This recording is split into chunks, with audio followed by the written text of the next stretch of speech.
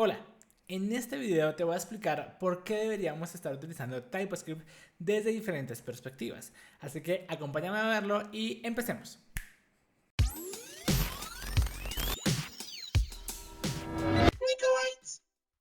Entonces la pregunta es ¿por qué desarrollar en TypeScript, lenguaje que ha tenido un incremento bastante interesante en los recientes años? Entonces lo vamos a ver desde tres perspectivas. La primera, dentro del ecosistema de librerías y herramientas, luego desde producto y finalmente desde una perspectiva como desarrollador. Hablemos desde la primera parte, desde librerías y herramientas y TypeScript cómo ha estado predominando desde los últimos años. Por ejemplo, GitHub nos comparte que dentro de todo lo que hay en GitHub, paquetes, librerías, repositorios, proyectos interesantes, la mayor parte o gran parte, que de por sí es el número uno, es JavaScript, pero el TypeScript ha estado creciendo de una forma considerable desde el 2017. También si vemos fuentes, por ejemplo como npm, que es lo que nosotros usamos para descargar paquetes, vemos que es uno de los paquetes más descargados día a día. Puede que tú no lo utilices directamente, pero sí hay muchas librerías y frameworks que están creadas con el código base en TypeScript. También nos podemos ver otro tipo de encuestas, por ejemplo la de Stack Overflow nos dice que TypeScript es el segundo lenguaje más amado, más querido por los desarrolladores. En primero está Rust, luego TypeScript y en tercero, por ejemplo en la encuesta del 2020 estaba Python. Y también qué dicen, o sea, aparte de estas estadísticas, qué dicen otros frameworks. Por ejemplo, Vue.js nos dice algo muy interesante acerca de los beneficios de utilizar tipado en sus herramientas. Nos dice que un sistema de tipado de tipos estáticos puede prevenir errores o potenciales errores en tiempo de ejecución. Ahora, por ejemplo, React también, y eso que React tiene su propio sistema o su propia herramienta de tipado que se llama Flow, pero igual él coincide que tener sistemas de este tipo como Flow, como TypeScript, pueden identificar errores antes de correr el código. Esto es muy interesante y vemos cómo el ecosistema, librerías y los frameworks que nosotros más queremos en la industria apoyan la parte de utilizar TypeScript o un sistema de tipos como tal. Y la mayoría de nuestras herramientas, las que más queremos, están hechas en TypeScript. Por ejemplo, Jest, Redux, Ionic, Nest, Vue, Angular, obviamente que fue uno de los primeros que incorporó TypeScript, pero también herramientas nuevas como Svelte en el ecosistema usan TypeScript de fondo. Pero ahora veámoslo también desde la parte de producto, es decir, no de herramientas que son hechas para desarrolladores, sino creando pues cosas para un usuario final, para un usuario normal, digamos. Entonces, por ejemplo, tenemos a herramientas como Slack, en donde ellos han cambiado todo su código base, por lo menos desde el frontend, hacia TypeScript. Y entre esa transición descubrieron cosas muy interesantes. Por ejemplo, que se sorprendieron del número de bugs pequeños que podrían ser encontrados y prevenidos gracias a tener un sistema de tipo, un sistema de validación de tipado como TypeScript. En específico, Slack incorpora TypeScript en su código base. También nos dice que se sorprendieron de la gran integración y de lo veloz que podrían ser a la hora de integrarlo con su editor de código. No solo Slack, también Airbnb. Airbnb nos dice que el 38% de los bugs pueden ser prevenidos gracias a TypeScript según un análisis de postmortem que ellos hicieron. Y también nos dicen que el equipo como tal se mueve más rápido, más seguro. Pero ok, paremos hasta aquí un momento. Básicamente te estoy diciendo que como los demás lo usan, como GitHub te dice que es lo más usado, Stack Overflow que es el más amado, que además productos como Slack o Airbnb lo usan, entonces tú deberías usarlo. Realmente esto también es caer en un sesgo que se llama o es conocido como el bandwagon effect, que básicamente es el cotidiano o lo que nos dicen a veces nuestros padres de, ok, si todos se tiran de un edificio, entonces tú también lo haces. Entonces, básicamente, no solo por seguir tendencias, deberíamos empezar a utilizar una tecnología. Así que veámoslo también desde el punto de vista del desarrollador. Ya vimos que productos grandes como Slack, Airbnb y las estadísticas confían en el uso y al parecer en la adopción de TypeScript, pero veámoslo ahora desde la perspectiva de los desarrolladores. ¿Qué beneficios trae utilizar TypeScript para ti como desarrollador? Una de las razones más importantes, creería yo, es que por utilizar sistemas con validación de tipos o un análisis de código estático más profundo, como el que nos ofrecería TypeScript, puedes reducir hasta el 15% de bugs. ya en automático. Simplemente por usarlo puedes prevenir esos 15%. Ahora, Airbnb nos compartía que el 38%, posiblemente ellos hicieron mucho más o empezaron a adaptar más herramientas, pero casi que tendrías asegurado un 15%.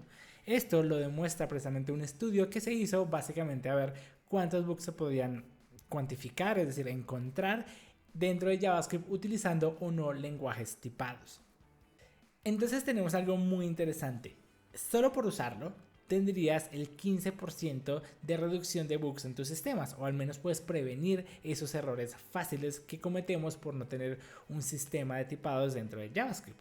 Pero me gusta mucho más este acercamiento que tiene el libro de TypeScript in 50 Lessons, en donde nos dice que realmente podemos ser mejores desarrolladores porque TypeScript se vuelve un aliado, un amigo que está analizando constantemente el código y te está dando feedback instantánea, te está dando retroalimentación instantánea. ¿Qué quiere decir?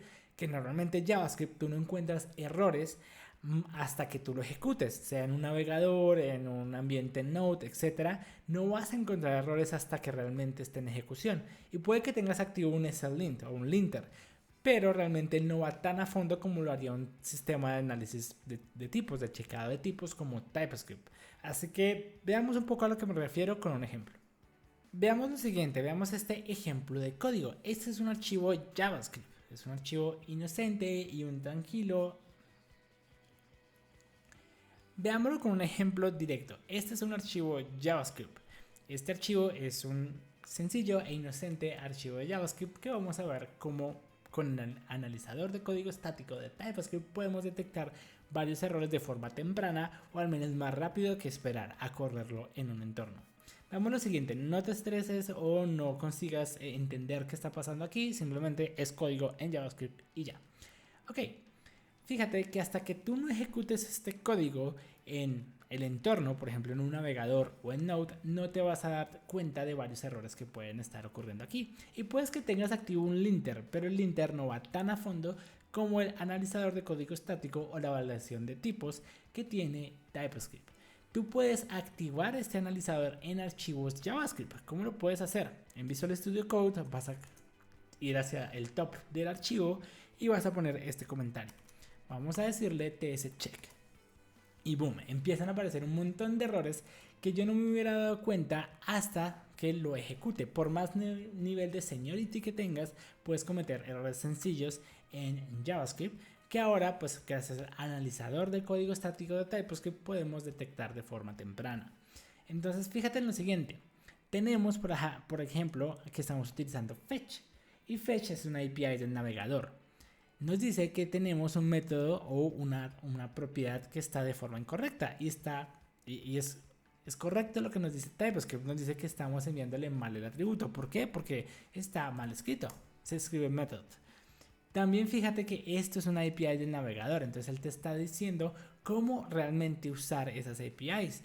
Casi que hasta te puede ahorrar ver la documentación de por ejemplo, de una API como geolocalization, en donde no sabes cómo funciona o qué propiedades realmente tenemos que enviarle. También funciona para librerías. Por ejemplo, yo no puedo inventar un nuevo atributo llamado out, por ejemplo, y enviarle lo que yo quiera. Él me dice, oye, pues realmente ese método no existe. Fetch no va a hacer absolutamente nada con ese método, así que prevengo ese tipo de cosas. También no es solo eso, fíjate que aquí en la respuesta estoy haciendo uso de un método llamado parseJSON y ese no existe. Simplemente hasta que yo no lo ejecute en el navegador o en un entorno, pues me va a decir un undefined, me va a decir, oye, estás tratando de ir a un método que no existe o que está indefinido. Entonces aquí corrijo y le pongo como es, que es el método JSON. No solo eso, esto es por ejemplo utilizando una API o pues una librería o una API nativa del navegador, pero por ejemplo aquí en mi código, acá me están diciendo que products es un array, entonces estoy accediendo al tamaño de ese array por medio de un método y eso está mal porque debe ser una propiedad. También aquí en este for estoy utilizando un i++, que sería aumentarlo, pero eso realmente no lo puedo hacer si es una constante. Una constante solo asigna su valor una única vez. Entonces deberíamos ponerle un let. Igual con este total, está como const, deberíamos ponerlo como let. Fíjate entonces en este tipo de herramientas que ya pues te lo habilita el analizador de código o el verificador de tipos de TypeScript. ¿Qué más tenemos por acá? Acá algo muy interesante, getTotal es una función y la estoy comparando con un número, limit es un número. Y aquí me dice, ¿estás seguro que quieres hacer esa comparación?